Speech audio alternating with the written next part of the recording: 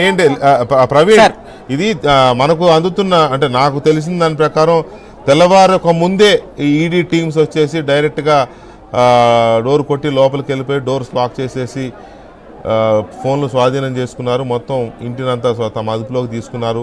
ఆ తర్వాత రోజు వచ్చే పని వాళ్ళు వస్తే కూడా వాళ్ళ లోపలికి తీసుకొని వాళ్ళ ఫోన్లు కూడా హ్యాండ్ ఓవర్ చేసుకున్నారు. అలా జరిగింది. మధ్యాహ్నం వరకు ఎవరికీ తెలియకుండా ఉండిపోయింది. మధ్యాహ్నం అరెస్ట్ చేసి మధ్యాహ్నం నుంచి ఇక మెల్లగా లీక్ అయింది అంటున్నారు.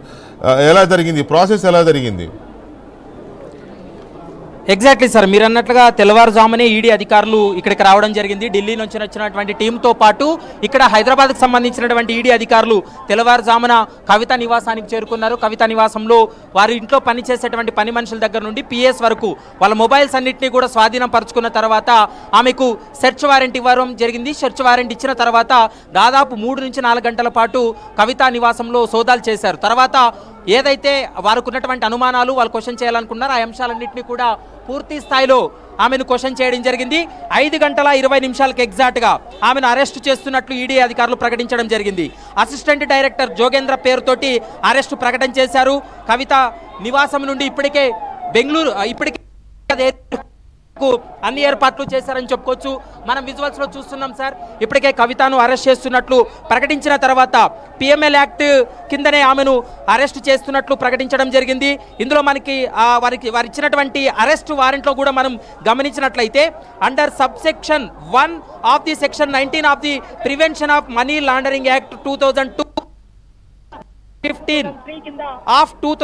కింద ఆమెను అరెస్ట్ చేస్తున్నట్లు ప్రకటన చేసినటువంటి పరిస్థితి కూడా స్పష్టంగా కనపడుతుంది. మనం ఒకసారి బీఆర్ఎస్ కార్యకర్తలు కావచ్చు, నాయకులు కూడా పెద్ద సంఖ్యలో ఇక్కడికి చేరుకున్నటువంటి విజువల్స్ మనం చూస్తున్నాం. ఇప్పటికే 8:45 ఫ్లైట్ టికెట్ ఉండడంతో ఈడీ అధికారులు తరలిస్తున్నటువంటి విజువల్స్ కూడా మనం చూస్తున్నాము. 5:20 జోగేంద్ర అసిస్టెంట్ డైరెక్టర్ జోగేంద్ర పేరుతోటి ఇప్పటికే అందులో నోటీసులో కూడా పేర్కొన్నటువంటి అంశాన్ని మనం చూసాం. ప్రస్తుతం మనం విజువల్స్లో చూస్తున్నాం. కవిత వాహనంలో ఒక మహిళా అధికారితో పాటు మరికొంతమంది అధికారులు కూడా వెళ్తూ ఉన్నారు. మనం ఒకసారి విజువల్స్ లో చూస్తున్నాం. 8:45 ఎగ్జాక్ట్గా ఫ్లైట్లో వెళ్ళేటువంటి అవకాశం ఉంటుంది. ఇప్పటి వరకు మీరు అన్నట్లుగా 24 గంటల సమయం ఉంది. అంటే 5:20 అరెస్ట్ ప్రకటించారు. ఇక్కడ పాయింట్ ఏంటంటే ప్రవీణ్, పాయింట్ ఏంటంటే వెళ్లే ముందు ఇక్కడ లోకల్ 5:20 వరకు కూడా టైం ఉంది కాబట్టి రేపు మధ్యాహ్నం తర్వాతనే కవితను ఢిల్లీలో ఈడీ మెజిస్ట్రేట్ ముందు హాజరుపరిచేటువంటి అవకాశం అయితే కనపడుతుంది. ప్రస్తుతం వెస్ట్ జోన్ పోలీసులు కూడా పూర్తి స్థాయిలో బందోబస్తు ఏర్పాటు చేశారు. ఒకవేళ 24 గంటలు దాటితే ఇదే ఇక్కడ ఉన్నటువంటి ఈడీ న్యాయస్థానం ముందే హాజరుపరిచేటువంటి అవకాశం ఉంటుంది. ఇంకా టైం ఉంది. వెళ్ళి ఢిల్లీలో ఆమెను హాజరుపరచాలనేది ఈడీ అధికారులు భావిస్తున్నారు. గతంలో కూడా ఈ లిక్కర్ స్కామ్ కేసులోనే గతంలో కూడా ఈ విధంగా సాయంత్రం అరెస్ట్ చేసి మధ్యాహ్నం తర్వాత రిమాండ్కి తరలించినటువంటి సందర్భాలను మనం చూడొచ్చు. కవితతో పాటు కవిత భర్త కూడా వెనుక వాహనంలో శంషాబాద్కు బయలుదేరి వెళ్తున్నటువంటి విజువల్స్ మనం చూస్తూ ఉన్నాము. మరికొద్దిసేపట్లో 8:45 ఫ్లైట్ టికెట్స్ బుక్ అయి ఉన్నాయి కాబట్టి మరికొద్దిసేపట్లో ఇక్కడి నుంచి కూడా ఢిల్లీకి తరలించేటువంటి అవకాశం ఉంది. ప్రస్తుతం 3 వాహనాల్లో కూడా వాళ్ళని తీసుకెళ్తున్నటువంటి విజువల్స్ మనం చూస్తూ ఉన్నాము.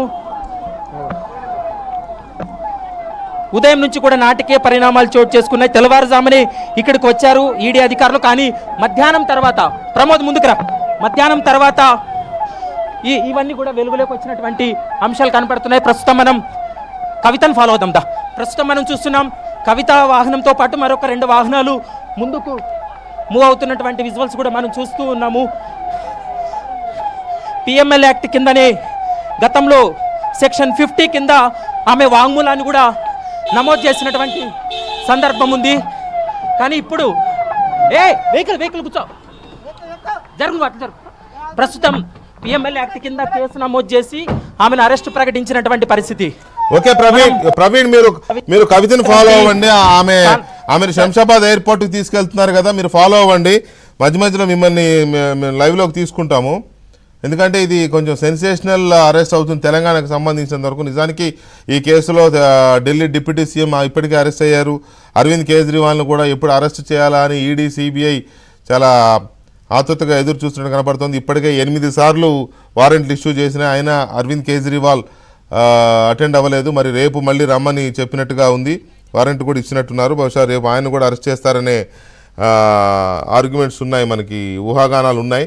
ఏం జరుగుతుందో చూద్దాం. ప్రవీణ్, మళ్ళీ తీసుకుంటాను మిమ్మల్ని. ఇక మనకి ఈ కేసుకు సంబంధించి